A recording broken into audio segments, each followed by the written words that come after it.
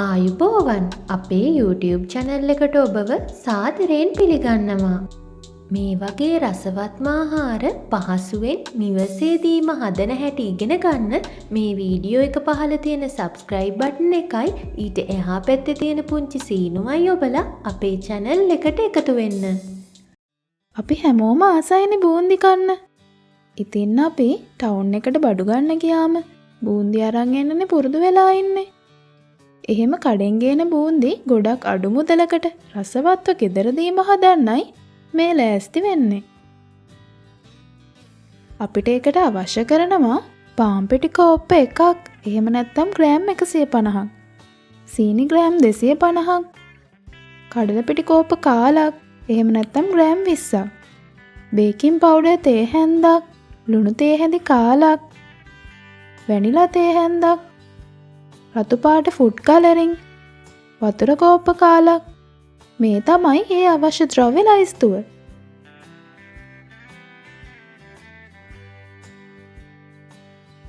මුලින්ම අපි බූන්දි බැටර් එක හදාගන්න ඕනේ දේවල් ටික හලා ගන්න ඕනේ. ඒකට මේ විදිහට පාන් පිටි ටිකක් පෙනේරට දාලා ඊළඟට ඒකට උඩින් කඩල පිටි ටිකක් දාගන්නවා. ඊට පස්සේ මේකට මම බේකින් පවුඩර් ටිකයි ලුණු කුඩු ටිකයි දානවා. ආයෙත් මම පාන් පිටි ටිකක් මේකට උඩින් දාලා ඉතුරු කඩල පිටි ඔක්කොම ටික මේකට දාගන්නවා. දැන් ඉතුරු පාන් පිටි ටික මේකට දානවා. මේ වගේ මිශ්‍ර වෙන විදිහට දාලා ඔක්කොම ටික හොඳින් හලා ගන්න ඕනේ.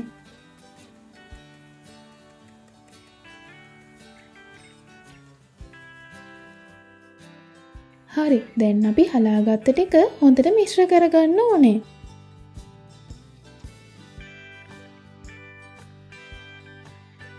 මේ ටික හොඳට මිශ්‍ර වුණාට පස්සේ වතුර ටික ටික එකතු කරලා මේක බැටර් එකක් වගේ හදාගමු.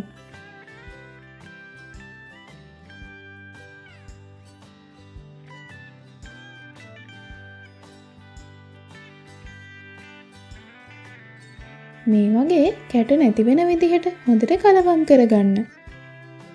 මේ වගේ ඉස්සුවම වැක්කිරෙන පදමයි එන්න ඕන.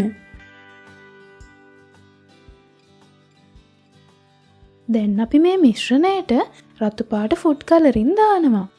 ඊට පස්සේ ඒ ටිකත් හොඳට මිශ්‍ර කරගමු.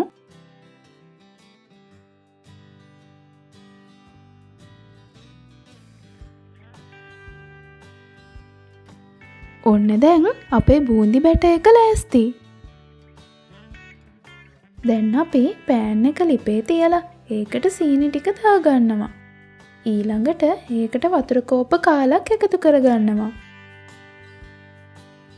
ඒකට මම වැනිලා ටිකකුත් එකතු කරනවා. ඒ ඔක්කොම ටික හොඳට හැඳි ගන්න ගමන් පැණි වෙනකන් හදාගන්න ඕන. දැන් මේ සීනි ටික හොඳටම දිය වෙලා ටික ටික උගතියට හැරෙමිනුයි තියෙන්නේ.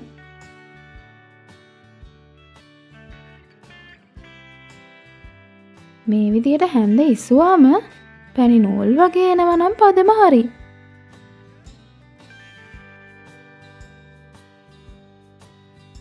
දැන් මන් ලිප ඕෆ් කරලා ඒක පැත්තකින් තියාගන්නවා. ඊළඟට අපි හදාගත්ත බූන්දි බැටර් එක මේ වගේ පයිපින් බෑග් එකකට දාගමු.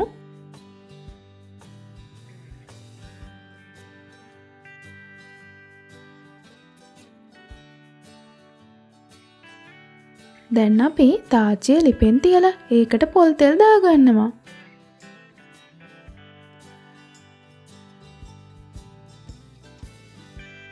තෙල් ටික රත් වුණාම පයිපින් බෑග් එකේ අග සිදුරු කරලා අපට අවශ්‍ය ප්‍රමාණයට බූන්දි බැටර් එක තෙල් එකට මිරික ගන්නවා.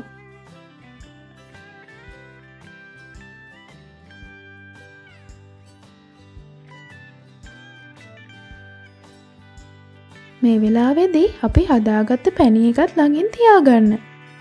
පැණි එක ටිකක් රස්නෙන් තමා තියෙන්න ඕන. අපි තෙල් එකට දාගත්ත බූන්දි ටික ගොඩක් ක්‍රිස්පි වෙනකන් තෙල් එකේ බැද ගන්න ඕනේ නෑ. ටිකක් වෙලා බැදුනම ඒ ටික තෙල් එකෙන් අරගෙන මේ විදිහට පැණියකට දාගන්න. ඊළඟට මේ බූන්දි ටික පැණි එකත් එක්ක හොඳින් මිශ්‍ර කරගන්න.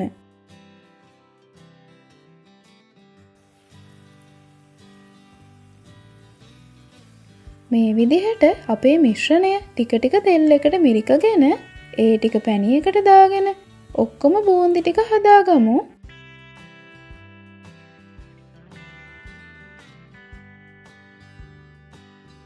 ඔන්න යාළුවනේ අපි දැන් ඔක්කොම බූන්දි ටික හදාගෙන ඉවරයි. ඒ ටික දැන් පිගානකට අයින් කරගන්නවා.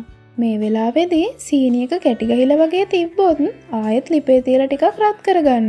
මේ තියෙන්නේ අපි හදාගත්ත රසම රස බූන්දි.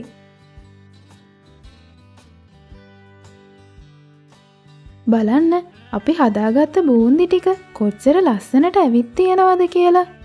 දැක්කමත් කන්න ආස හිතෙනව නේද? දැන් ඔයාලට වෙනත් රසකාරක කිසිවක් නැති බූන්දි පහසුවෙන්ම ගෙදරදී හදාගන්න පුළුවන්. ඔබත් නිවසේදීම මේ වගේ රසවත්ම ආහාර හදනවා වගේම අපේ වීඩියෝස් වලට ලයික් කරන්නත්, කමෙන්ට් කරන්නත්, ෂෙයා කරන්නත් අමතක කරන්න එපා.